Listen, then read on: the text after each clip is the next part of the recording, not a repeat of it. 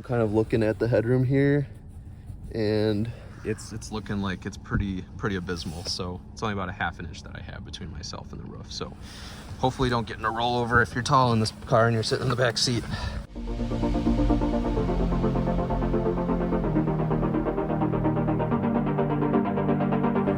Hey everyone, I'm here with a Ford EcoSport 4-wheel drive SE. This has the 2-liter Duratec 4-cylinder engine, 166 horsepower. And today I just want to kind of go over this car, show you what it's like, what it feels like, and just the overall interior size, dimensions, and the overall fit and finish of it, what you get for the price, what you can price this car out to be.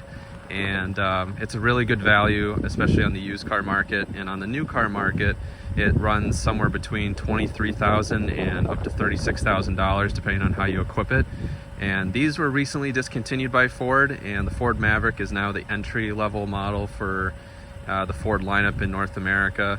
But now the EcoSport is a great used value if you're looking for something compact, you live in a city environment, and want something inexpensive with all-wheel drive. So let's get started. So walking around the vehicle here, we have this one in lightning blue metallic paint with 16-inch alloy wheels as part of the SE trim. You get body colored mirrors for the SE, body colored door handles. And for 2022, all of the Ford EcoSports came standard with all-wheel drive and the 2-liter Duratec 4-cylinder normally aspirated engine. The SE models and above also have LED daytime running lights, active grille shutters, fog lights, and a chrome grille. Gives it a little bit more premium of a look as you step up in the price range. This model here, as equipped, an SE that has no convenience package, just an SE 4-wheel drive with the 4-cylinder, runs about $25,800 as equipped, brand new. And again, like I said, you can't really find these on Ford dealer lots anymore because they've been discontinued. But they're a pretty good value on the used market. You can find them for under 20 grand with 20,000 miles pretty much all day from 2018 up through 2022. So open up the door here to the vehicle. It has a very wide opening and a nice step-in height to get into the car. It has about 8 inches of ground clearance, just under 8 inches of ground clearance, so plenty of ability to traverse dirt roads, gravel roads, snowy terrain like we're seeing today here in the upper Midwest of the US.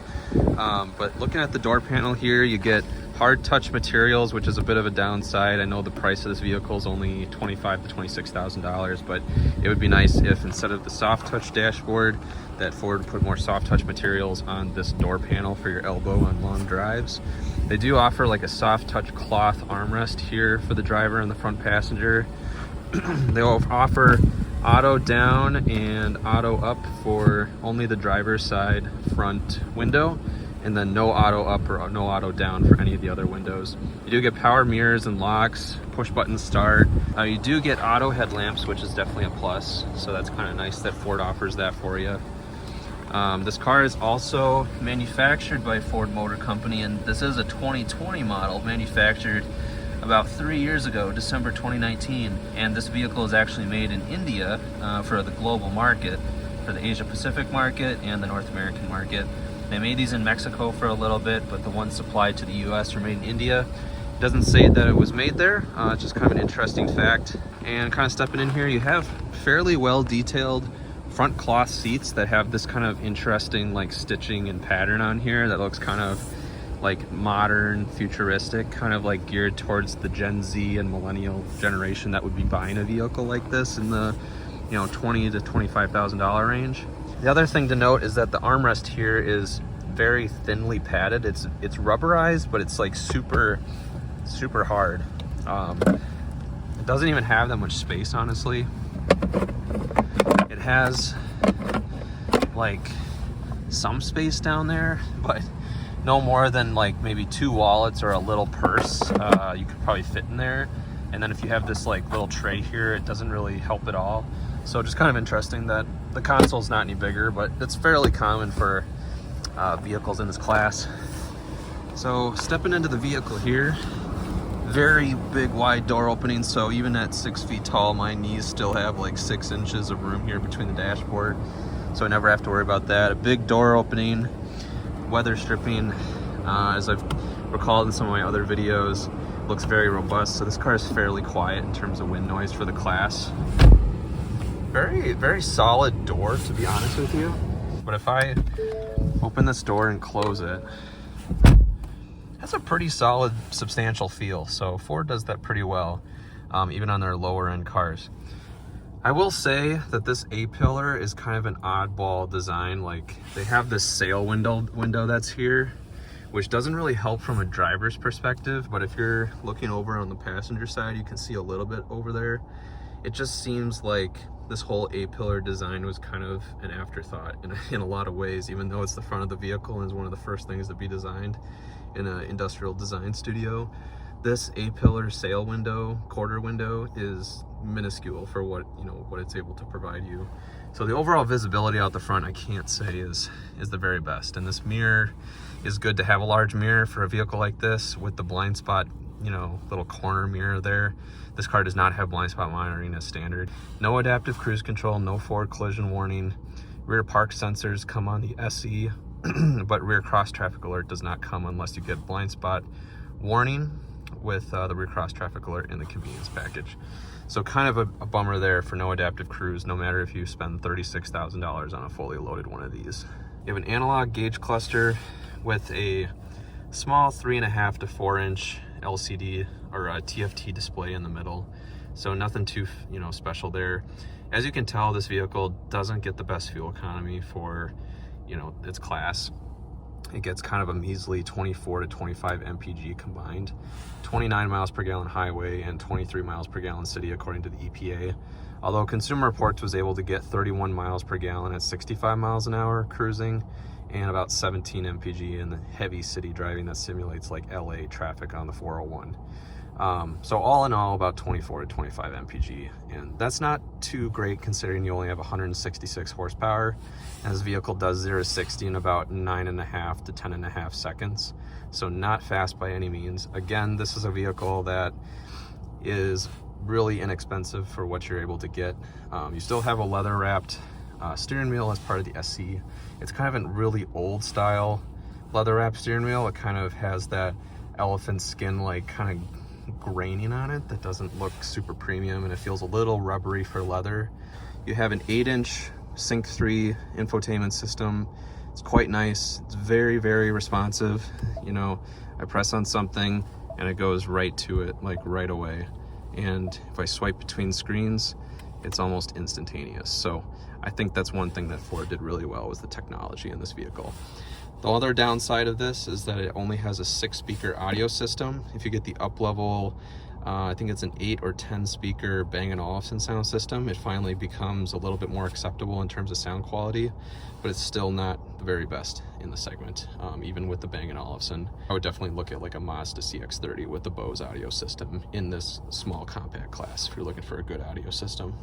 And stepping into the back of the vehicle here, you can tell that there isn't a ton of legroom. The materials carry forward from the back, from the front doors to the back doors, so you get a soft touch cloth armrest, no auto up or down rear windows, hard touch plastic door panel, cloth seats carry over from the front. They look pretty flat and a little low to the ground, but they do provide a decent amount of thigh support, so really not too bad. And same behind someone who's 5'11" to 6 feet tall here. I still have a decent amount of legroom, probably about 2.5 inches between my knees and the front of the back of the front seat. So it's really not too bad. You do not have any climate controls back here, which is a bit of a downside. Surprisingly, you actually still have an armrest with cup holders built in. A lot of vehicles in this class won't have an armrest at all, or if they do have an armrest, they have no cup holders. So kind of nice for $25,000, $26,000, you still have that. So that's kind of a big plus. Overall, at my height, 6 feet tall, I honestly do not have much headroom at all. I'm kind of looking at the headroom here, and it's looking like it's pretty abysmal. So it's only about a ½ inch that I have between myself and the roof. So hopefully you don't get in a rollover if you're tall in this car and you're sitting in the back seat. And the final thing I want to review on this car is the rear luggage compartment. As you can tell, The back door is fairly large, which is great to aid in getting in the back seat and out of the back seat. And the front doors are very large for getting in the front row. But as you can tell, there's not much of a cargo space behind the second row, which is the downside of these subcompact SUVs. And this one is a little bit of an odd design where the hatchback design does not actually lift up like most SUVs in this class. It actually goes from the side, and Ford stylized the handle to be built into the rear light here. There we go. Okay, so if we get in here and take a look, you can tell that it opens up sideways, which is a little interesting. You don't really see that too often in this class. It does have a little bit of a compartment shelf here in order to prevent prying eyes from looking at what you got in here, but you got only an inflator kit underneath the floor there, so no spare tire, which is a bit of a bummer, but that's what you get for $26,000 in a subcompact SUV. Pretty much par for the class there. I will say this door is very large, so if you're in a tight parking space in like a large city like Chicago, New York, or LA on the street, you're not gonna be able to open up this thing all the way in order to get something large out of the back. But then again, you don't have a very large cargo space as it is, so you may not be putting anything too large in there that you couldn't get out in a tight parking space anyway. You know, overall this vehicle feels pretty substantial, but that rear cargo space, I would have to fault it a little bit for that odd design. And again, that's pretty common on this vehicle for other markets where they can mount a rear tire on the back there. And so when you have a rear spare tire mounted for the base models in other countries that this vehicle is made for, you can't have a lift back design, or else the struts won't be able to hold it up, or the electric motor wouldn't be able to hold it up if it was a power tailgate. So that's why Ford did that when they designed this vehicle. So in summary, the Ford EcoSport is a really good value from a used perspective and from a new perspective if you can still find some on dealer lots. These ended production about a year ago in December of 2021 for the 2022 model year. Again, this is a 2020 EcoSport that I'm reviewing for you guys today. No major changes since the 2020 model. So this vehicle, you can pretty much get it as equipped as you see here. Again, great value for what you're getting. There's not a lot of vehicles for under $25,000 nowadays. You can load them up to $36,000, but if you were to go to that price range, I would recommend a new Ford Escape instead of one of these. It's just going to be larger, more substantial, more premium feeling, and still get about the same gas mileage. So that's the direction I would go if you were going to get something for over $30,000. I will say the fuel economy should be a little bit better on this for how small it is. In this cold weather, we've been getting only 24 miles per gallon combined, and on the freeway you can get about 29 to 30 mpg. But compared to my wife's 2022 Subaru Outback that has a slightly larger engine and weighs about 400 pounds more than this and is about 2 feet longer, her car gets better gas mileage than this. So it just kind of shows that Ford let this vehicle kind of wither on the vine a little bit, and it's a little bit too small for the US market, but it can work great in a lot of big cities around the world. So if you're interested in something that's very maneuverable, agile, and a great value on the used market, then I would take a look at this. So thank you so much for watching today. If you have any questions or comments, please put them in the section below, and have a good one.